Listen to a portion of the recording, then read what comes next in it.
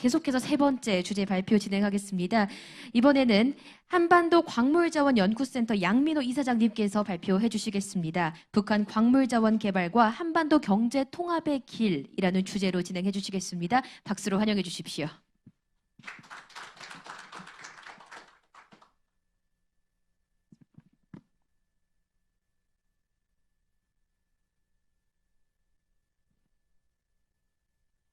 네, 반갑습니다. 이렇게 이 자리에서 발표하게 돼서 영광입니다. 제가 광물자원공사에 감사로 입사한 지 2004년이니까 15년 남짓됐는데 그전에는 광물에 대해서 아무것도 몰랐어요. 그래서 열심히 배워서 제가 아는 소리를 하는데 이해해 주시기 바랍니다. 이게 제목이 북한 광물자원 개발과 한반도 경제통합. 처음에 이제 안내에는 한반도 경제통합 그렇게 되어 있는데 한반도 경제통합 약간 뉘앙스가 다르죠. 제가 이제 한반도 경제통합 이야기를 하는 것은 사실은 남북한이 경제 체제가 다른데 통합하자는 이야기는 아닙니다.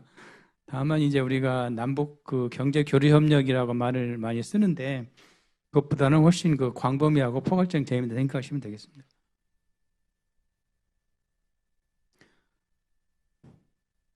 제가 이제 북한 경제 발전에 있어서 네 가지 강점에 대해서 제가 한 2005년도에 처음으로 제가 이야기한 적이 있는데 이 네 가지를 제가 들었습니다.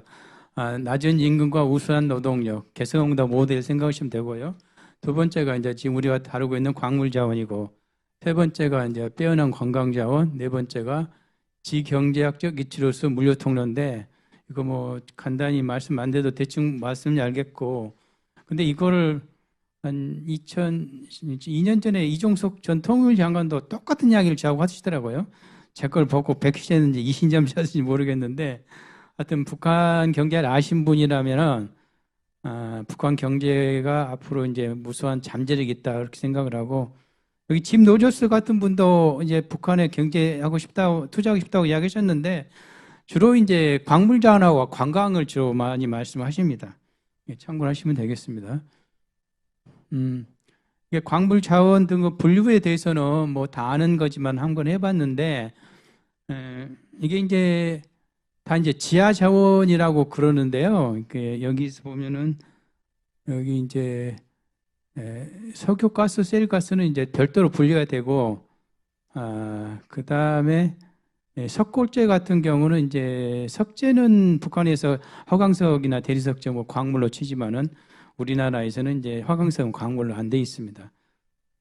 그래서 사실은 이제 지하 자원이라고 말씀을 하시는데 사실은 엄밀하게 이야기하면 지하 자원이란 말이 정확한 말은 아니고 지각 자원이 맞습니다. 지각이 있는 걸 쓰는 거지 지하 몇십 킬로 있는 거 밑에 있는 거 쓰는 건 아니죠. 그래서 엄밀하게 말하면 지각에 있는 거 우리가 활용한다 생각하시면 됩니다.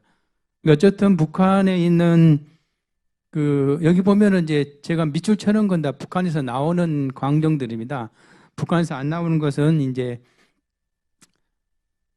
석탄 중에서 이제 유연탄이 안 나오고, 그 다음에 보석류가 대부분 안 나오고, 나머지 다 있는, 말하자면 제가 생각하기에는 북한은 광물 백화점이다, 이렇게 생각을 합니다. 제가 이제 우리나라의 이제 광물 자원 수입액을 이제 정리해 봤는데요. 다 아시는 거지만은 지금 광물 수입액이 이제 작년도에 한 300억 달러, 35조 정도 되고, 우라늄이 한 1조 가까이 됩니다. 그리고 제가 비초금속을 넣은 거는 광물은 아니지만은 이제 주로 금속으로 들은 것도 넣게 보면 광물 관련 제품이다 이렇게 넣어서 이걸 합치면 한 50조 되고, 그 다음에 원유 수입액은 한 84조 참고로 적었고요. 그 다음에 우리나라 광물 생산액은 1조 8천억으로 되어 있는데 석회석이 한 70%를 차지합니다. 근데 석회석이요, 이게 광물값만 그러지 실제로 석회석 제품을 따지면은 시멘트만 해도 5천만 톤을 알고 있는데 그것만 해도 한 4조 정도 되고, 아마 석회석 제품을 따지면 내가 6조에서 8조쯤 되지 않을까. 상당히 우리나라에서 중요한 산업이다 그렇게 생각하시면 됩니다. 여기 아마 석회석 하신 분도 많이 오신 걸로 아는데, 예. 제가 이제 북한의 10대 광종을 10개를 잡아봤는데 이 5대 광종에 대해서는 아마 광물지원공사에서도 지난번 보니까 저 똑같이 분류를 했더라고요. 이건 아무도 의의는 없을 거고 제가 이제 여기에 이제 5가지를 더 합쳐서 이렇게 했는데 여기에 나와 있는 제가 이제 10대 광종에 대해서 우리나라의 이렇게 수입액, 그다음에 생산액은 거의 없죠. 근데 그다음에 북한에서 생산액하고 수출액, 북한에 나오는 생산액과 수출액은 자료가 많지 않아서 그 협회에서 나온 지하자원에서 나온 그 자료를 인용했고 북한의 그 광물자원 수출액은 2016년도 자료를 썼습니다. 왜냐하면은 그 이유는 아시다시피 이 대북 제재 때문에 광물 수출액이 엄청나게 줄었기 때문에 수출액은 주로 이제 중국 자료를 썼는데 그거는 뭐 거의 광물 수출액의 90% 이상이 중국으로 수출한 거기 때문에 그걸 참고로 보시면 되는데 제가 쭉 보니까 북한에서 제일 많이 그 수출액이 나온 것은 그 역시 무연탄입니다. 한 12억 달러 정도 되는 걸로 돼 있고 그 다음에 많은 게 연하연 광입니다. 연하연 전광하고 금속 제품이 한 1억 7천만 달러 정도 되는 거돼 있고 세 번째가 이제 그 철광석하고 선철 제품이 한 1억 달러 정도 됩니다. 철광석이 한 7,500만 달러, 그다음에 선철을 우리나라에도 옛날에 많이 좀 수입이 됐었습니다. 북한에도 이제 그 강철은 많이 안 나오지만은 그 선철은 뭐 여기저기 많이 나오기 때문에 선철이 2,300만 달러니까 한국까지 합치면 3천만 원 정도 되지 않았을까 생각 추정을 합니다. 그 다음에 많은 게 이제 구리 한 3천만 달 정도 되는 걸로 보이고요. 그런 정도로 이렇게 보시면 되고 자세한 자료는 참고로 보시면 되고요. 이 철광석 같은 경우가 저는 제일 중요하다고 보는데 이 북한의 철광석 매장량은 지금 이게 50억 톤으로 광물자원에서 되어 있습니다. 이게 FE 50% 기준인데 이렇게 보시면 됩니다. 북한의 보통 그 철광석 원광이 품위가 낮아서 30% 정도 되니까 50%라니까 80만 톤 정도로 생각하면 되는데 근데 그 뒤로도 아마 철광석이 아마 많이 그 매장량이 개발이 돼가지고 한 300억 톤 정도 된다는 그런 이야기도 있습니다. 근데 이제 북한에 여기 보면은 대중국 그 생산량을 보면은 330만 톤으로 돼 있고 FE 100% 기준으로 돼 있습니다. 이거는 이제 미국 그 USGS 자료인데 이거를 보시면은 정광 기준으로 하면 500만 톤 정도 된다고 생각하면 되고요.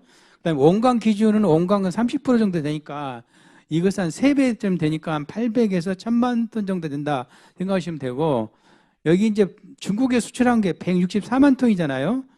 그리고 이제 한 톤당 가격이 한 45달러 정도 되니까 일부 성광을 한 것 같습니다. 그런데 역시 나머지는 아마 북한의 그 제철소에서 원광을 쓴 것이 아니라고 생각이 듭니다.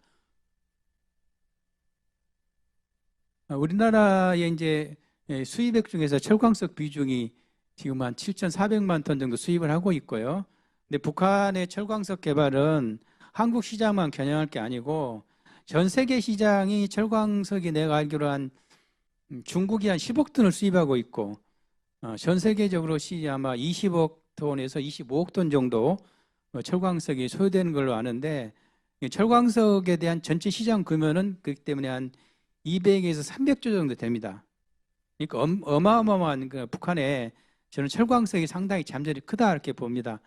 그 다음에 이제 광물 중에서 그 많이 되는 게 유연탄, 그 연료탄으로 쓰는 유연탄인데 북한에는 유연탄이 안 나오고 무연탄만 나오기 때문에 무연탄 시장 규모는 뭐 이렇게 생각보다 많지 않고 그래서 저는 북한에서 제일 중요한 게 철광석이다 이렇게 생각을 합니다. 이 개발 여건이 안 돼서 지금 많이 생산을 못 하고 있지만은 앞으로 많은 그 잠재력이 크다 이렇게 생각을 합니다. 나머지 10대 광종에 대해서는 참고로 자료를 보시면 되고요. 막내 사이트에 대해서는 뭐 방금 윤병로 부회장님 말씀하셨으니까 참고를 하시고 아연납도 이제 검덕광산의 유명한 거기 때문에 상당히 가능성이 큰 광종입니다. 그리고 이제 여기서 이제 석회석에 대해서 말씀드리고 싶은데 석회석은 아시다시피 남북한의 유일하게 경쟁 광종입니다. 우리나라 석회석 하시는 분도 많이 있겠지 아시다시피 그러지만은 그래서 석회석 개발에 대해서는 좀 정부 당국이나 우리 업계에서도 관심을 가지고 석회석 광물이 우리나라에 그렇게 수입하는 것은 저는 그렇게 바람직하지 않다. 다만 이제 여기 보면은 지금 그 석회석 수입량이 한 200만 톤 정도 됩니다. 그리고 한 600억 되는데 이런 수입 대체하는 정도로 뭐 북한 석회석 수입하는 건 괜찮지만 그 이상은 좀 뭐 정부 차원에서 좀 이렇게 방법을 찾아보면 좋겠다 생각을 하고, 다만 이제 여러 가지 남북 간에 협력할 것은 많이 있다고 생각을 합니다.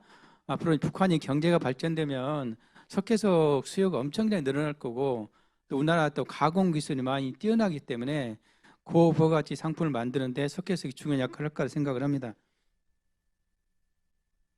구리가 그다음에 상당히 중요한 업종이고요.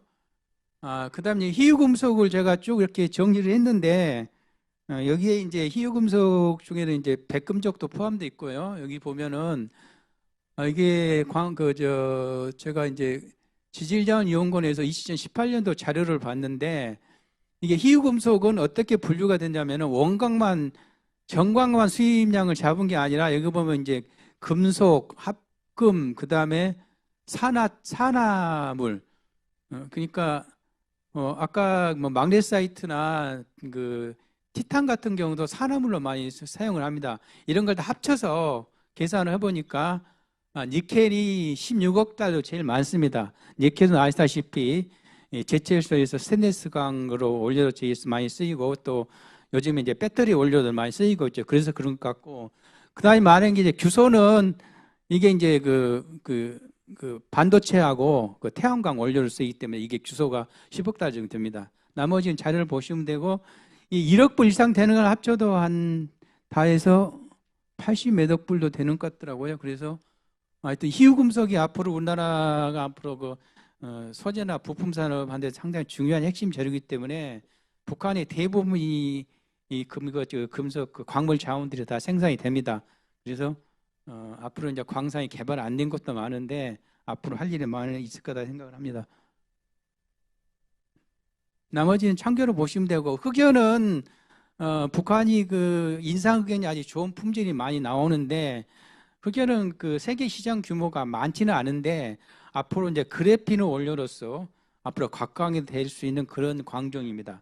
우리나라 이제 스탠다드 그래핀하고 아주 그 그래핀의 아주 세계적으로 아주 유명한 선두주자가 있습니다. 그래서 그분들도 이제 북한의 흑연과 인상 흑연을 활용할 생각을 많이 가지고 있습니다. 석골재는 광분은 아니지만은 앞으로 여러 가지로 북한의 여러 가지 해주나 금강산 쪽 석재, 골재 같은 게 많이 나오기 때문에 이것도 시장 규모가 상당히 큽니다. 우리나라에. 이제 우리나라 석재 수입액이 한 8억 불 정도, 8억 달러 되고, 그다음에 골재 수요량이 한 4, 5조 정도 되기 때문에 이 상당 부분을 북한에서 대체할 수 있다 생각을 합니다. 그다음에 남북 그 광물자원 협력 사업에 대해서는 참고로 보시고요. 아까 이제 여기 보면은 윤병도 부회장이 말씀하신 내용도 들어있고, 사실 실제로 이제 북한의 광산에 투자한 경험은 거의 없습니다.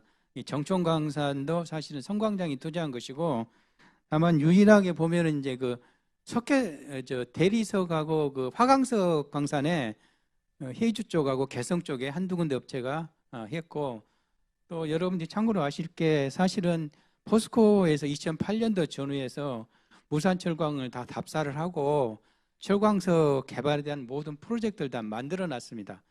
실제로 한 3, 4년 전에 포스코 권 회장님께서 북경에서 어떤 전직 장관이 만나셨는데 평양을 다녀오는 길이라고 이렇게 말씀하시더래요.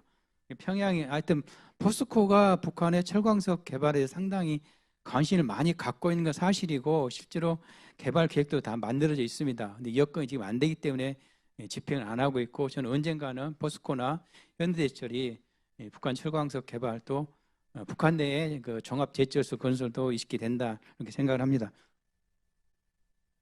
제가 주요 쟁점 사항을 3가지를 말씀드렸는데 드리려고 하는데, 이거는 뭐 제 개인적인 의견이고 뭐 여러 가지 다른 이론이 있을 거로 생각을 하는데 참고로 말씀드립니다. 첫째는 히토류 개발에 대한 이야기인데요. 히토류는 뭐 사실은 뭐 뭐 작년만 해도 사람들이 북한 광물 자원 그러면 히토류부터 이야기해 깜짝 놀랐어요. 왜 히토류가 됐을까?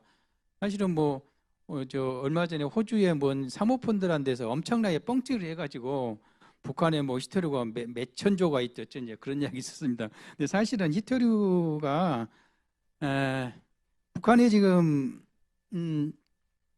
북한에서 2012년도에 뭐 4,800만 톤 있다고 그 이야기를 했는데 히토류는 이게 금속 기준으로 않고 사람을 기준으로 이렇게 매장량을 하는데요.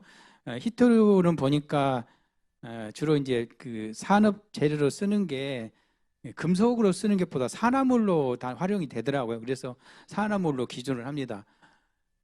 그런데 이게 얼마나 많은 양이냐면 전 세계적으로 1년에 쓰는 히토류 소유량이 16만 톤이니까 이게 300년을 쓸 수 있는 양이 엄청난 양이죠. 근데 사실 이거는 호수가 많다 생각이 되고 매장량도 그렇고 사실은 품위가요. 이게 광물정공사 자료해보면 0.5%밖에 안 돼서 물론 이 중에 뭐 일부는 좀 고품위가 있을지 모르지만은 중국 같은 경우는 경히토류 같은 경우에 보통 5% 이상 품위가 나와야 그 경쟁이 있습니다. 그렇게 생각하면 됩니다. 그리고 이제 대부분 광석이 이제 경히토류고 지금 전 세계적으로 그 중히토류가 부족한 것은 연구 자석 만드는데 그 디스프로슘이라고 그 세계적으로 중국밖에 생산이 안 됩니다. 그게 세계적으로 다 부족한 건데 네오디뮴이라는 이제 연구조사에 들어가는 경히토류는 세계적으로 많이 나오는데 참고로 말씀드리면은 히토류가 뭐 톤당 한 3천만 원, 2, 3천만 원 정도 됩니다. 여기 보면은 2014년도에 중국의 62톤 190만 달러니까 한 20억 정도 되죠. 그냥 3천만 원 정도 됩니다. 톤당. 근데 지금 그 연구 자석에 쓰이는 네오디뮴이 한 톤당 8천만 원. 그다음에 디스프로슘은 한 3억 정도 됩니다. 그렇게 비싼 광종. 히토류 중에서 제일 비싼 겁니다, 그게. 근데 이제 저는 이제 히토류 개발에 있어서 보면은 광산을 보면은 대부분 이게 이 바닷가에 몰려 있고요. 여기 이제 정주 근처고 여기는 이제 황해도 쪽이고 여기는 이제 그 철원 이쪽인데 이게 그 히토류가 특징이 뭐 이렇게 비슷한 원소가 모여 있다 보니까 이걸 재련을 하는데 20단계 정도가 필요합니다. 거기 그러다 보니까 황산 등 아주 독한 화학 물질이 많이 들어가고 산성 폐수가 엄청나게 많이 나옵니다. 그래서 중국에도 보면은 그 경히토류 집산지인 내몽고나 또 중히토류 집산지인 호남산 같은 데는 지금 그 토양이나 수지 오염제 때문에 상당히 심각한 문제가 되고 있습니다. 그래서 저는 이게 뭐 북한에서 이렇게 소규모로 히토류 개발하는 것은 문제는 없지만 대규모로 하는 것은 우리나라에 직접적인 영향이 있다 생각해서 우리가 좀 뭐 신중하게 생각해야 된다 생각합니다. 몇 년 전에 그 홍천에서 히토류 개발했다고 언론에서 큰 난리 친 적이 있었어요. 근데 홍천도 품위가 0.5%라 개발이 안 된다고 그래서 말았는데 설사 홍천에서 뭐 이렇게 품위가 높다고 그래도 여러분 홍천에서 히토류를 개발할 수 있겠어요? 절대 못합니다. 홍천에서 히토류 개발하면요 홍천뿐만 아니라 그 옆에 춘천하고 전부 원주까지 전부 오염이 됩니다. 토양이나 수질 오염. 절대 못합니다. 마찬가지로 북한에서 히토류 개발은 우리 남한에 직접적으로 또는 간접적으로 환경에 큰 피해를 줄 수 있기 때문에 우리가 너무 히토류에 대해서 이렇게 목매달 필요가 없다 생각합니다. 참고로 말씀드립니다.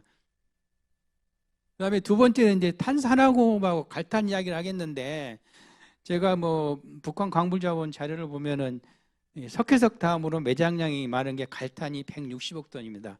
제가 공사했을 때부터 이 갈탄을 어떻게 활용할 것인가 뭐 고민을 많이 했어요. 방법이 없어요. 이게 뭐 그 발전용 원료로서도 적절하지 않고 일부 북한에서는 이제 그 갈탄 발전소가 있는데 환경적으로 문제만 잘 권장할 거 못 됩니다. 그런데 최근에 이제 탄소 환화공업이라고 해가지고 무연탄과 갈탄을 쓰는데 이 갈탄을 활용할 수가 있습니다. 이거는 제가 그 북한에서 나온 그 유튜브 자료를 제가 그 정리한 건데요. 여기서 보면은 이제 합성가스가 이제 CO하고 H2가 나오는데 이게 이제 그 수소 연료전지 원료로 쓰이는 게 이겁니다. 이거를 가지고 연료전지 쓸 수가 있고, 근데 이제 북한에서 이걸 가지고 메탄올을 만들어서 여러 가지 화학연료 화학 제품을 만듭니다. 근데 여기서 보면은요, 이런 게 있어요. 1차로 이제 950도로 이제 석탄에 이걸 넣으면은 이게 CO2가 한 21% 정도 나옵니다. 그래서 이거를 어떻게 하냐? 이거 사실은 그 수소를 만드는 방법 중에 갈탄에서 만드는 게 제일 싸다고 알려져 있는데, 전 세계적으로 CO2 문제 때문에 지금 어떻게 처리를 못 해가지고 지금 고민하고 있는데, 제가 최근에 들은 이야기로는 일본의 가와사키 중공업에서 CO2 제로가 나오는 그런 기술을 개발했다고 그럽니다. 그리고 북한도 아마 일본 것이 어떻게 일본 기술 넘어갔는지 모르겠는데 자기들이 개발한지 모르는데 북한도 CO2 제로로 만드는 그런 기술이 지금 개발돼 있다고 간접적으로 된 그런 이야기를 들었습니다. 그렇다고 하면은 저희가 앞으로 수소 경쟁을 한 데 있어서 북한에 뭐 일본이 우리한테 기술 이전을 안 할 것이고, 북한하고 잘 협의를 해서 북한의 갈탄을 이용하고, 또 이제 그 북한 이게 연해지 쪽에 엄청나게 많은 갈탄이 좀 매장돼 있습니다. 그래서 그걸 활용하게 되면은 지금 우리가 수소 경제에 지금 우리 문재인 정부가 목을 메고 있잖아요. 그래서 앞으로 저는 이런 게 앞으로 우리가 많은 관심을 가지고 광물지원공사에서도 관심 가졌으면 하겠다, 그런 말씀 드립니다. 그리고 이제 여기 해망초 이야기를 하겠는데, 해망초 내가 우연히 이것도 이제 북한에 고위층을 지낸 분이 북한에서 오신 분이 있었는데, 해망초가 앞으로 북한에서 상당히 유망한 광종이라 그래서 제가 좀 자료를 봤는데, 해망초도 보니까 북한에서 유튜브가 있어요. 이게 이게 뭐냐면은 아마 그 암염이 이게 그 석고층하고 합쳐가지고 이게 해망초가 되는, 해망초가 그 식물 이름이 아니고 광석 이름입니다. 근데 이게 이제 분리하면 석고하고 망초가 된대요. 이제 망초는 황산 나트륨이라고 해가지고 그걸 가지고 아마 탄산 소다를 만드는 모양이에요.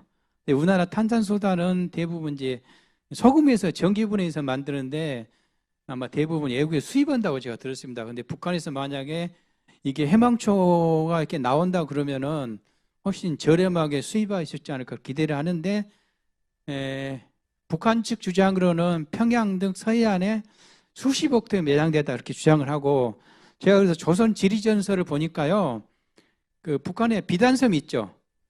황금병 바로 밑에 비단섬, 압록강 하류, 거기에 매장량이 어떻게 되어 있냐면은 석고가 3억 톤, 해망초가 1억 8천만 톤 이렇게 되어 있습니다. 이게 아마 비단섬이 아마 해망초에 그게 되지 않을까 기대를 하는데, 광물자원공사에서 관심 가져줬으면 하는 그런 생각이 들어서 말씀드립니다. 그 다음에 이건 이제 광물 평화지대는 제가 이제 미네랄 피스존이라고 그래가지고, 제가 우연히 그 양구에 이렇게 놀러 갔다가 우연히 들었는데, 여기 이 문등리에 이게 보시면 여기에 이제 일제시대 때 이렇게 동양 최대 형석광산이 있었어요. 이게 뭐 인부만 500명이 정도, 500명이 근무를 했다고 그러고, 여기가 조그만 뭐 도시가 형성될 정도로 큰 광산이었는데, 이게 DMZ도 딱 막혀져 있습니다.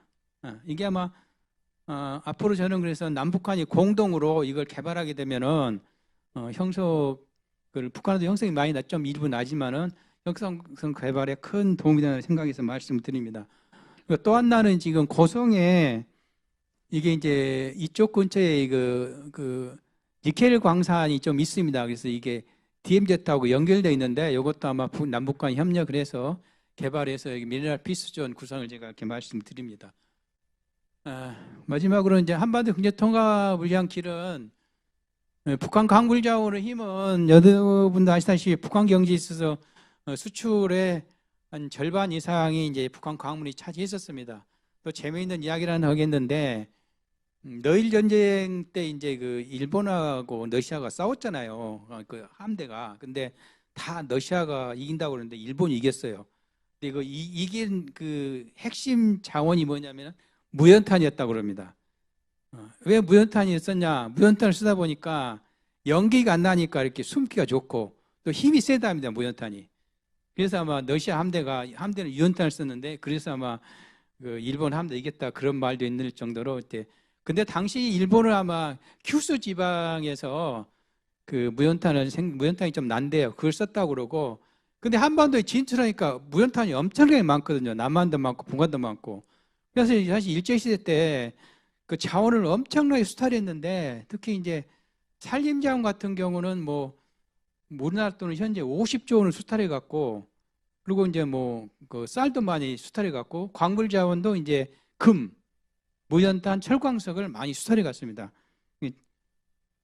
참고로 말씀드리고, 이제 우리나라 주변에 이제 그 우리나라뿐만 아니라 중국이나 일본이 광물 다소 국가이기 때문에 북한이 광물 자원 개발에 상당히 유리하다 이렇게 말씀드립니다. 시간이 얼마 남았어요?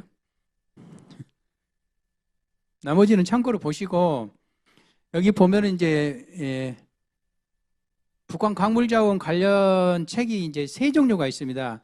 조선 지리총서는 여러분 아시다시피 여기에 이제 그 매장량이 대부분 나와 있는데, 대개 이걸 인용해서 그 북한 자료 광산 자료 매장량을 축정을 합니다. 근데 이게 88년도고 실제로 80년대 초에 있는 초까지 북한의 자료를 가지고 이렇게 매장량을 조사한 거기 때문에 그 뒤로는 많은 그 매장량 변화가 있었다고 생각하는데 북한에서 발표를 안 씁니다. 그리고 이게 이제 조선 강물지는 저도 갖고 있는데 우리 연구센터에 있습니다. 여기는 광산에 대한 자료는 나오는데 매장량은 안 나오고, 조선 지질총서는 2012년도에 10건이 나와 있는데 이것도 매장량 안 나옵니다.